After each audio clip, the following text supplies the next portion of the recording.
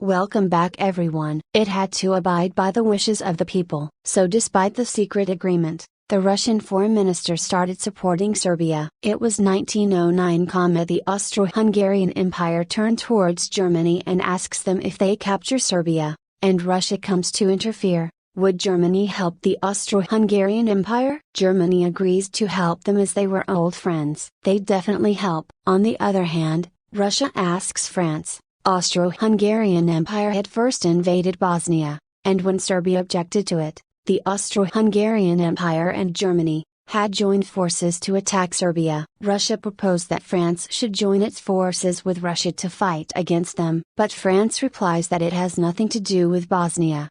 Regardless of what happened, they didn't want to interfere in the matter. France's refusal silenced Russia, and it had to accept the annexation of Bosnia. With this, the threat of the threat of world war ensuing passes. But then comes the assassination of Ferdinand. The thing was that, the Bosnians that were annexed, the Bosnians didn't accept that meekly. The Bosnians wanted freedom. A new revolutionary movement had begun. It is named the Young Bosnia. It was a revolutionary group of students, and the Serbians were helping them. They aimed to build an independent country. In fact, not only did they aim to free Bosnia-Herzegovina, but also to unite with Serbia. They wanted to build a united South Slavic nation, Yugoslavia. What a beautiful name, Yugoslavia. Yugo means south, an apt term for a South Slavic country. Spoiler alert, it did become a reality later on, although, by now, the country has broken apart too. But anyway, on 28th of June 1914, the Prince of Austro-Hungary, Ferdinand, with his wife, Sophie, went to visit the annexed territory in Bosnia. They wanted to travel through the newly acquired territory, but soon that caused much suffering to them. 6 Bosnian revolutionaries planned to assassinate them. Around 10 in the morning, a revolutionary named Kabrinovic threw a bomb near Ferdinand's car. But the bomb bounced on the car and blew up in a side street, injuring 20 people. Ferdinand escaped this. The meeting he was headed to was then cancelled because of the shock, and tells the Bosnian mayor that they decided to cancel the program and go to the hospital to meet the injured people. On the way to the hospital, their car takes a wrong turn mistakenly. When they try to get back to the correct route, they realize that actually, they were a mere 5 feet away from a revolutionary. A 19-year-old school student, Gavrilo Principal, talked about him at the beginning of the video. This was the person to shoot at Ferdinand and his wife Sophie. And so assassinated the Prince of the Austro-Hungarian Empire. Gavrilo Principal was arrested immediately, but he was 2 months short of 20 years, and so, according to the law, he couldn't be given the death sentence. Gavrilo was sentenced to 20 years in jail for this assassination. During the trial, he said that he was a Yugoslav nationalist, that he aimed to unite the Yugoslavs. But it didn't matter to him which state would Yugoslav be a part of. But during the trials, he wanted that Bosnia should be free from Austria. The emperor of the Austro-Hungarian Empire is enraged at the assassination. In his anger, he declares war on Serbia. Russia sees this as an attempt to annex Serbia, and so Russia went to save Serbia. Germany saw that Russia was taking arms against the Austro-Hungarian Empire, and so Germany went to save the Austro-Hungarian Empire. This time, France doesn't stay behind. France reached there in support of Russia and Serbia. This created an interesting chain called the chain of friendship.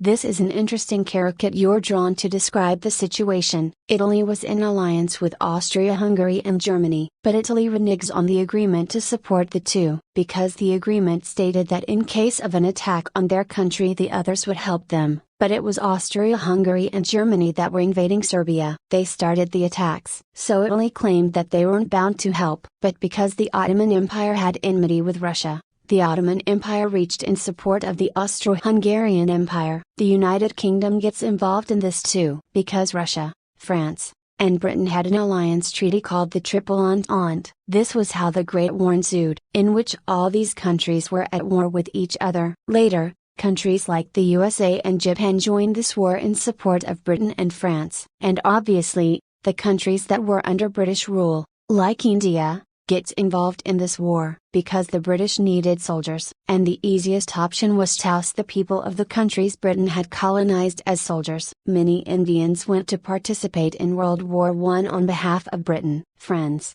This was how World War I began. But a pertinent question arises here. Why were all these countries so eager to go on a war against each other? If something like this happens today, so many countries wouldn't get into the war. What was so different then, that these countries readily went to war? Friends, it's said that there were four main reasons for it. Friends, here nationalism means a nationalism without liberation, a nationalism without independence, a nationalism that was based on race, on the belief that their country is the best in the world, and to have an aggressive attitude against the other countries, looking at other countries as inferiors. Bismarck had united Germany in 1871, on the basis of nationalism, but Germany was still a constitutional monarchy. Under the Prussian monarchy, the kings and emperors took advantage of this nationalism among people. They convinced people to go on a war for their country, and they declared war for imperialism, to capture and occupy the other countries. You might think that it is so difficult to manage one's own country.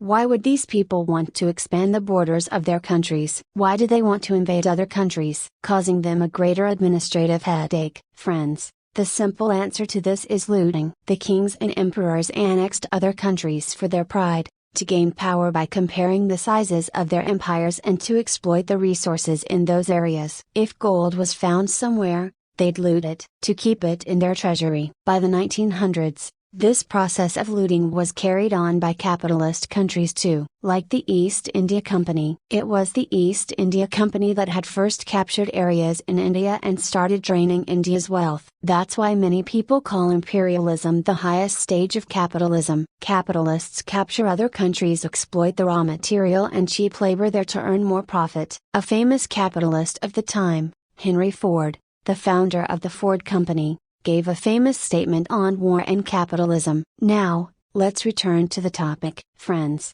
this imperialism wasn't possible without militarism. The countries had to spend a lot of money on their military, so that they could invade more countries simply by brute force. The Royal Navy of the British was the largest navy in the world then. With its help, Britain could run their large imperialistic empire. The six great powers of the time, Britain, France, Germany, Austria-Hungary, Russia, and Italy, had combined military spending of around £94 million in 1870.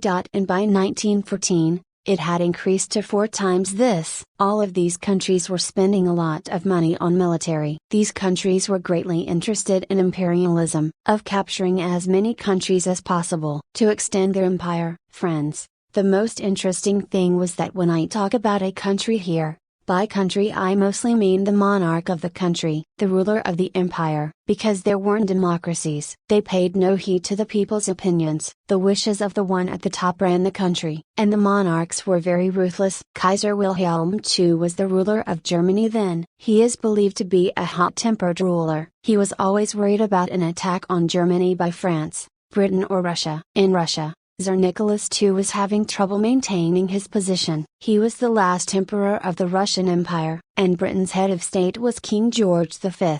Wanna know an interesting fact? These three rulers were first cousins of each other. They literally belonged to the same family. The rulers of 3 countries. Can you imagine that? World War I was literally a Game of Thrones. You can think of this as a family feud. It is said that Queen Victoria had tried to get them to stop the war, but after her death, it couldn't be possible. The fourth reason cited here was the alliances. There were many political alliances in force among these countries. If you guys found this video informative, please watch the third part as well.